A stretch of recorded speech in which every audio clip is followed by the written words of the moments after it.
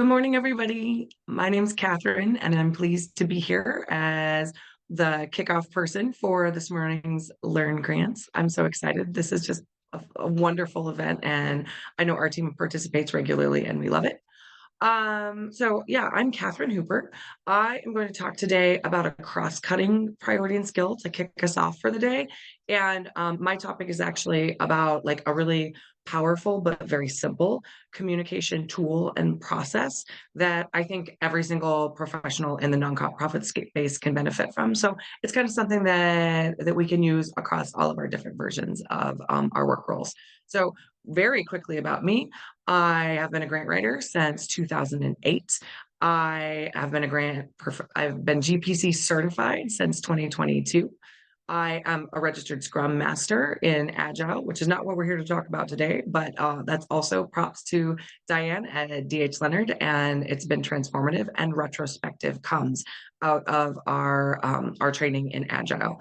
And the other thing I'm going to say is for me, like I'm a trained communicator. Like my master's is in technical communication. That's how I got into nonprofit. And yet I find that clear, effective, and efficient communication and knowing when to be kind and when to be direct and how to make all that work is the hardest thing that I do, which drives me a little wild sometimes that I am a communicator by trade and also communicating is the thing I stumble over the most. So the retrospective is one of the most powerful things that I've ever found to work with that and help me out there. And so that's why I'm sharing it because I'm super passionate about it. So let's talk about it. What is a retrospective, or as our team at the Encore Institute for Social Impact, as we call it, a retro? What is a retro? Our team hosts regular recurring amounts of work time. We do every 2 weeks. That's like our sprint is what we call it, but we work in two-week increments. And at the end of every single one of those, so 26 times a year, we have a retrospective where all of the team members come together and they answer 3 questions. What went well? What didn't go well? And what can we do to improve our work? And that is adapted from Agile and nonprofits. And again, back to like props to Diane. She didn't know I was going to do all this cheerleading, but there you have it. Here is a sample of like a template for what a retrospective format can look like. We do ours in Microsoft Word documents, but it looks along these lines. We look at what worked, what didn't work, and what can we do differently next time? And we capture the information in a running log that the whole team can see. For our team, when we do a project team, like the whole group, we do it, it could be for any different team, but every 1 to 4 weeks would be most standard. We do it every 2 weeks.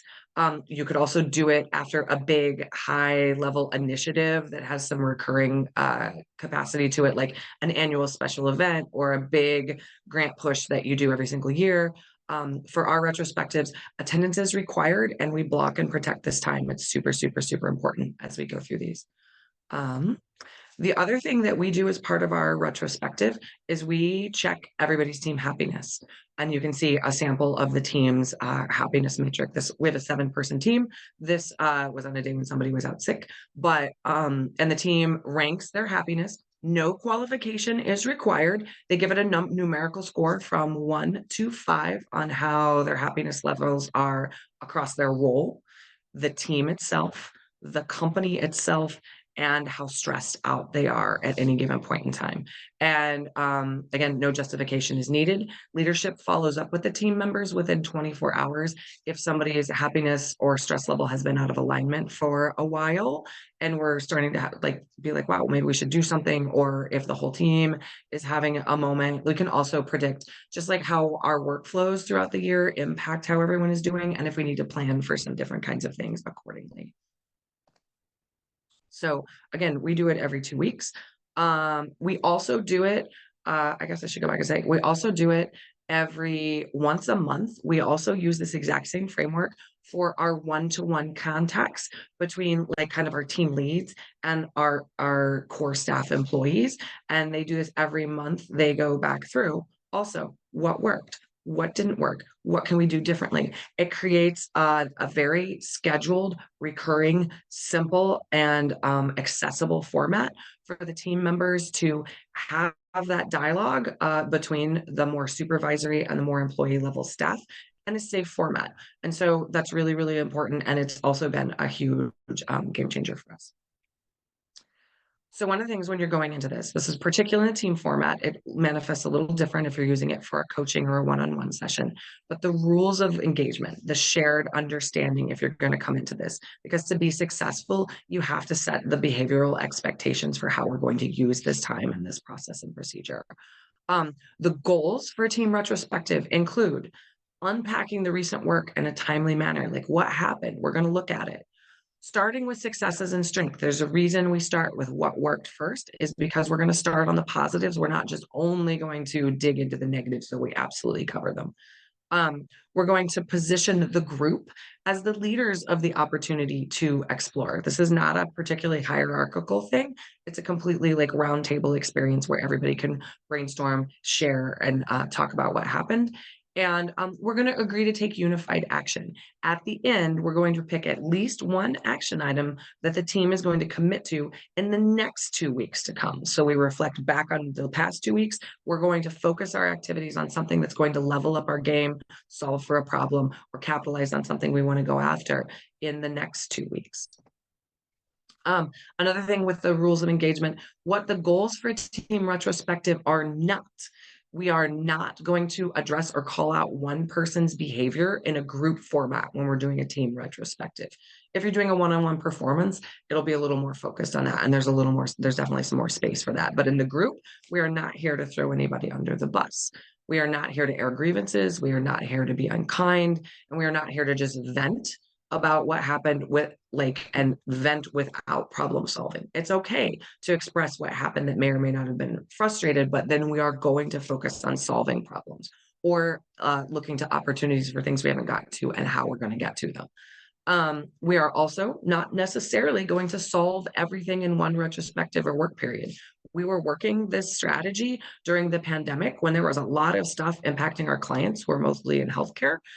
We didn't solve it all in a 2-week increment. We pulled in things we were going to focus on and work on strategies we're going to try to improve our work with our clients in 2-week bursts, but we didn't try and tackle it all at once. That would have felt really jarring and like too much. This allows us to make small incremental progress over time. We're also not going to solicit the team's input and then do nothing. So if we're going to have everybody come and brainstorm about solutions, we're going to focus on some action and we're going to take it, particularly as a leadership team. Very important. So a couple of case studies. The first case study is our 7-person fully remote grant writing team that works across different regions. One person is in Madrid, Spain, while the rest of us are stateside. And we do get together every 2 weeks to do this. We talk about, again, successes. We share those. We talk about pain points.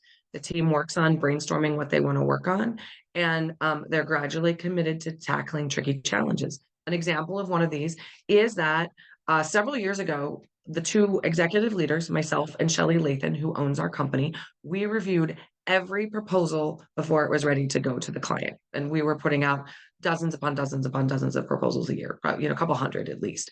And Shelley and I were also doing executive leader level things. We were in meetings all of the time. And sometimes people were waiting like 3 days for us to get they're basically ready to go draft and review it. And some of that was based on our trauma response that at earlier iterations, we'd had to like rewrite proposals at this stage. But it wasn't working. It was holding everything up. So instead, we implemented a 2 review process that the team is trained in with shared documents and a review checklist that they review each other's work and share it back and forth. It's trained cross-trained the whole team. It's empowered the team. It's gotten Shelley and I out of it. And a lot of times reviews are happening same day and same morning. So it's been really powerful. Another example, case example, is that I meet once a month remotely with a grant professional who I am mentoring, who's really leveling up in her career and has been promoted a couple of times. And we're using the review and retrospective to look at her professional development on a month-to-month basis. She's taken on really huge jobs that are at least 2 humans worth of jobs. She's doing a great job. But like, for instance, right now, we're looking at her building skills to delegate. And every month we're talking about what worked as far as delegation, what can she do differently, what's her reflection on that. And it's allowing us to do professional development. Last one, as I briefly mentioned, I'm only going to briefly mention here, we do it every month to talk about people's performance in a timely and effective manner. And I highly suspect, untested case study, that if my husband and I would just implement this in our marriage every month, my already amazing marriage could literally transform into the best thing that's ever happened on the face of the planet. So those are my case studies for review and retrospective. There's a QR code that has a handout for templates for how to do review and retrospective and really look at how your work went. And I am available for questions. I'm excited to be here.